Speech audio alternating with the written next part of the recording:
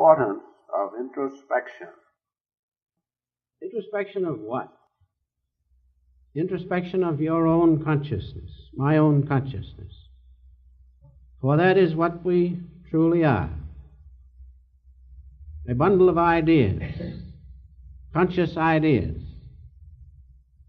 Of course, we are in this body, this vehicle, but what we truly are is our consciousness of what has happened and what is going to happen, our various states, things of beauty in this world, knowledge, experiences are simply a matter of consciousness. And that is what we must introspect and know about. If we can realize that our everyday consciousness soon becomes, in time, a state of consciousness, and so you can readily understand that it behooves us to introspect the day-to-day consciousness which we have, that we may, by proper effort, lift our consciousness into the superconscious state of spiritual truth. And from that state of consciousness, we can act in a proper and right way. And so you can readily see that introspection is a very important thing. Introspection of what you really are, a state of consciousness. That consciousness tied to outward existence, attached to outward existence, gives you a state of being, the background of which is mundane consciousness, with all its paradoxes and its injustices. And you can understand that if that is your state of consciousness, that it may lead you to all sorts of mental troubles and conditions. Whereas, on the other hand, if you are acting from the vantage point of spiritual consciousness, of the presence of God within, it is easily understandable that your action will be entirely different, and that your consciousness will not be of a heavy material nature, but of an ethereal divine nature. And so introspection is very important. Our Master has written these following words, which I would like to give to you at this time.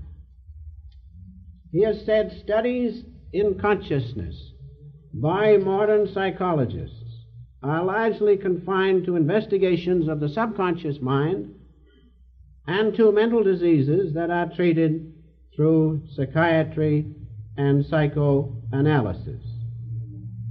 Then he goes on to say, however, in the yoga systems, ancient yoga systems of philosophy, the normal mental states of consciousness were studied, such as the intellect with its discriminative principle and the egotistic principle of mind and senses.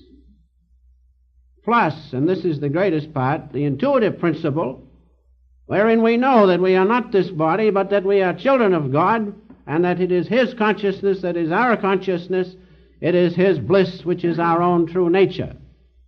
Now you can readily understand, if you know these states of consciousness and understand them, then you can act to better your condition of consciousness, eliminate those things which are pulling you down, so to speak, to mundane consciousness, and to supersede the undesirable states of consciousness with the presence of God within in a dynamic way.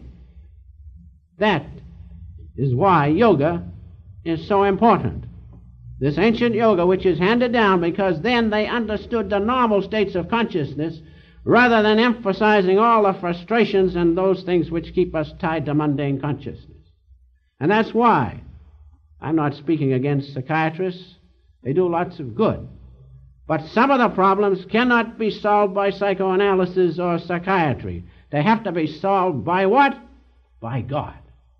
Or by the presence of God in you in a dynamic way. By yoga, which means union.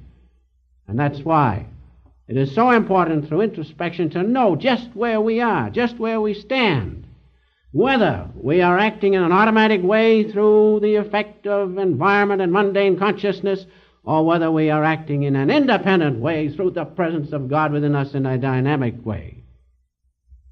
So let us realize that from ancient yoga teachings we can learn much, and we can apply that learning first by introspecting, and then by doing the next and perhaps the greatest important thing, to do something about it. That is to follow introspection by spiritual action. That's the greatest thing. Now, just a word or two about our states of consciousness. States of consciousness which we must know. If we are going to correct a thing, we must know about it, I'm sure. We have perhaps three main states of consciousness. Waking consciousness, which we are exercising now. I hope you're not using subconsciousness and sleeping. I sleep. Waking consciousness, which whereby we know of this mundane or cosmic dream consciousness. We're all familiar with that. We've had enough of it sometimes. The next state is the subconscious state of subconsciousness. But in this state, we find all memory.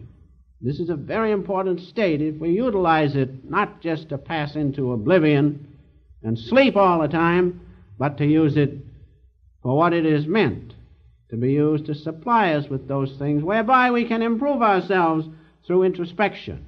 Subconsciousness is another state. Then we have the state of superconsciousness. Superconsciousness, in which state of consciousness spiritual truth is known, in which state of consciousness spiritual truth is recognized. Unless you know that state of superconsciousness, how can you improve yourself toward a better spiritual state of consciousness? That's why the teachings of self-realization are so important, because they give you the ways and the means to know these states of consciousness in an organized way, normal states of consciousness, and then do something about it by correcting the ills that need to be corrected, and to be emphasizing those states of consciousness which help us to act from a high vantage point of spiritual truth and consciousness. Self-realization, the channel which God has sent through the Master who left the ways and the means, is very important for each and every one of us, because if you really mean business, you want to know how to improve yourselves, utilize introspection, and then do something about it by following one who had already done something about it and who knew the presence of God within him as his nearest and greatest, his beloved. Master has left the ways and the means for all who will to do this. If we, through introspection, understand these states, as I have said, then we can do something about changing the things which are undesirable, knowing our good and bad impulses within. Unless you know those good and bad impulses, mental and discriminative tendencies, you will go on doing the same things and you will not correct it. But if you know the states of consciousness within you, the mental and discriminative consciousness, the states of mind and the states of discrimination or intellect, and finally the state of intuition, the intuitive principle, whereby you know the presence of God within you. If you know those things, then you can correct these ills which we all have. Let me give you an illustration. If you are influenced, as I have said, by the values of mundane consciousness, outward consciousness, and you are sad and dejected, and I can see where we have a right to be, sometimes the way things go on, if we are subject to these values, then naturally we are apt to lay up these mental diseases which are so prevalent in this time, this day and age. But on the other hand, if in spite of dire circumstances, in spite of all these injustices and paradoxes, we can know that God is in us and that His presence is in us, and that we can be one with Him, then no condition of outward consciousness can change us. No condition of outward consciousness can make us sad or dejected, because we know God is with us.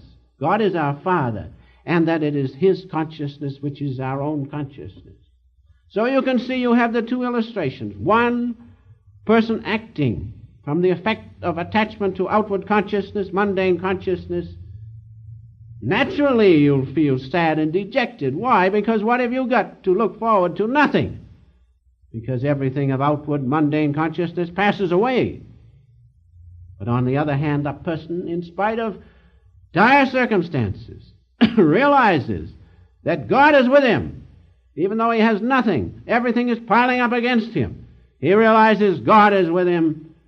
Then he keeps that serene consciousness, as the Master used to say, in spite of the crash of breaking worlds. Now, you cannot do that unless you know and are one with the presence of God within you. You cannot do that unless you have made the one great light and consciousness of our one Father your own. If you have done that, and you can do it by knowing the intuitive principle of consciousness and then being in that, merging in it, and acting from that standpoint, then you can be peaceful and calm in spite of all the machinations of the devil, so to speak, or satanic influence, or duality of consciousness. Duality of consciousness is the satanic force. If we can, by meditation, and I know many of you do, lift our consciousness from the duality of satanic influence, and there, in the light of God, see the unity of His presence, then we can act in the right way, and we can remain serene. Because when God is with us, who can be against us? Introspection is necessary to find out what it is that's preventing you and preventing me from knowing our oneness with God. Introspection, therefore, is very important. Introspection is conscious memory. Introspection is conscious memory. It means to analyze yourself, self-analysis, as you know. We can do that because we are made in the image of God. We can do that. We can consciously look back, so to speak, and see what we have done or what we haven't done. There was a boy who was working for us in the greenhouse a few years ago, and whenever I'd come toward him, he'd say, "Now, what is it? What I have done or what I haven't done?" So introspection means conscious memory, whereby we can consciously, and this is a great thing, consciously look back and see what we have done right and what we have done wrong, and also we have the power, being children of God, to correct it. Animals cannot do that because they act from instinct, but that's not conscious memory. That's an entirely different form of intuition. But that's neither here nor there. The point is we can consciously look back, and by being able to use the mirror of introspection, we can correct those things which have produced inharmonies in our body, in our mind, and especially in our souls, because the ignorance of the soul is the greatest sin. To realize, not to know that you are one with the Heavenly Father, and that it is His great love that is in your heart, and that it is His power that is in your will, and that it is His power behind your thoughts and sensations even. Not to know that is the greatest sin. That's ignorance. We have the power to overcome that because we are made in the image of God. Now, let us introspect just for a minute, just a couple minutes. Let us introspect our own consciousness. As you look within, not all of you, but some will find that your consciousness, instead of being light and ethereal of a divine nature, is heavy, is bound, is material. Don't say it isn't, because everybody born is born with some delusion. As the Gita says, all men walk the earth wholly deluded. So I take a chance and say some of us find our consciousness is heavy, attached, bound to outward things. That we must admit. Now, going on just a little bit, what are we going to do about it? We must do something. We must take the ways and the means, and I have pointed out self-realization fellowship techniques whereby we can change our consciousness. Change our consciousness so that instead of it being bound and heavy to this outward existence with its paradoxes and injustices, it is light. It is of an ethereal nature. It is of a divine nature. Why shouldn't it be? We are children of God, made in His image. That's what our state of consciousness should be, in spite of the fact that we're in this dream. And in this dream consciousness, I know it's very difficult to get out of it because the delusion is strong. But nevertheless, we being children of God, made in His image, we have the power to rise above this mundane consciousness, supersede it, and know ourselves as a divine spiritual nature, made in the image of God. That's the power we have, and that's what we must do. Now, introspection, as I said, is very important. But the greatest thing is what? Is to follow your introspection with action. Many people say, oh, I know I do this, I know I do that, but I can't do anything about it. Of course they can do something about it. Introspection is necessary. But the greatest thing, and the key to all spiritual progress, is action. Right spiritual action.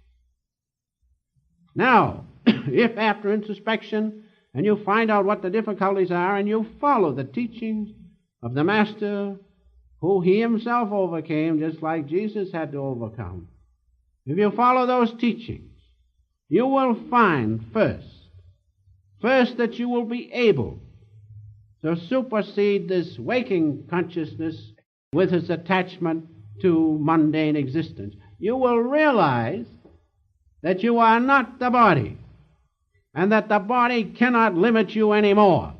That's the first step. Now the next step you will find by right action after introspection is to realize that your consciousness has expanded outside of this little limited body into the creation which God has made. And you will find with that you are tapping a greater source of power. Not this little limited body with its limitations of which we are familiar. But you will find coming within you a source of greater power. Why? Because you've expanded your consciousness from the limitations of the bodily vehicle to the presence of God in His creation. That's the second stage which comes.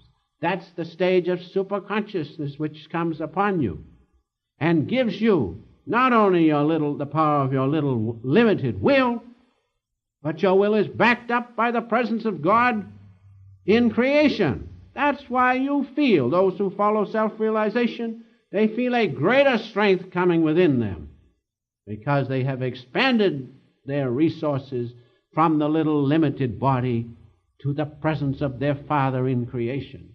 And finally,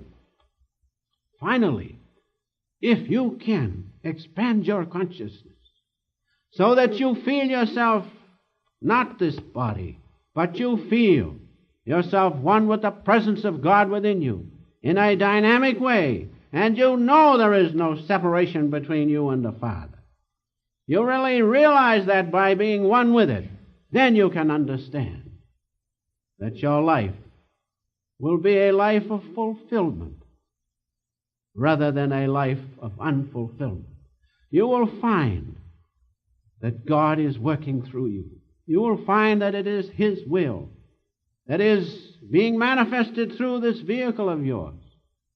And knowing that you are doing His will, you will feel a great presence, greatest of all, that you are doing the will of God. And so, finally, compare your state of consciousness with those who act from outward consciousness with its promises and its disappointments. Compare that state with those who have made the presence of God within them dynamic to their consciousness. And you know that He is with you. If you act from that high standpoint of visibility, so to speak, if you act from that standpoint of the presence of God within you, your own Father, your own consciousness, how can your life be one of disappointment? It cannot. It must be one of fulfillment, one of joy, and greatest of all, one of freedom. We are not free attached to this body. We are not free attached to the limitations of this mundane consciousness.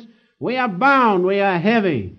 We have a material consciousness. But when you have superseded this mundane consciousness with the dynamic presence of God within, and you feel Him in your heart, and you see His light in meditation, and you feel in your heart His great love, and then you see His light outside of meditation in everything you do, and you feel His love in every action, then your life will be free. You will be as you should be, a child of God. You will have reaped your heritage, a true son of God, a ray of His great spiritual light. Introspection is necessary. But greater than introspection is spiritual action. Then you will make that, the result of introspection, your own. And you will realize, as the great Lord Shankara said, I am He. I am He. Blessed Spirit, I am He.